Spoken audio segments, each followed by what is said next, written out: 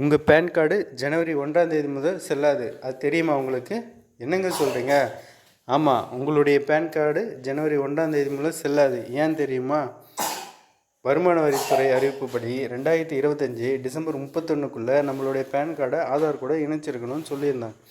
அந்த மாதிரி செய்யாதவங்களுக்கு pan card inoperative ஆகிடும். இதுக்கப்புறம் நீங்கள் என்னென்ன பண்ண முடியாதுன்னா, இன்கம் டேக்ஸ் ரிட்டர்ன் பண்ண முடியாது, வங்கி முதலீடு, லோனு, டிரான்சாக்ஷன் எதுவுமே பண்ண முடியாது. ஏன்னா எல்லாத்துக்கும் பேன் தான் முக்கியமாக இருக்குது. ஸோ அதில் எதுவும் லிங்க் பண்ணலைன்னா நீங்கள் எதுவுமே பண்ண முடியாது. பேங்க் அக்கௌண்ட்டும் க்ளோஸ் பண்ணுறதுக்கான ஆப்ஷன்ஸ்கள் வருடும்.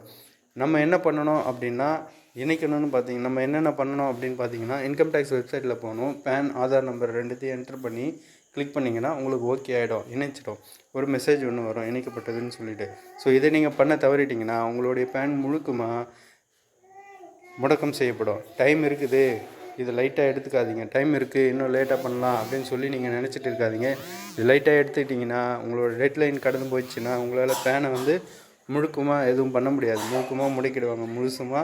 ஸோ நீங்கள் எவ்வளோ சீக்கிரம் போய் அப்டேட் பண்ணுறீங்களோ, நீங்கள் கிளிக் பண்ணுறீங்களோ பண்ணிவிடுங்க. உங்களோட பேன் இணைச்சிங்களா? கமெண்ட்டில் சொல்லுங்கள். இதுபோல் நம்ம நியூஸ் அப்டேட் பண்ணணுங்க, ஃபாலோ பண்ணுங்கள். தமிழா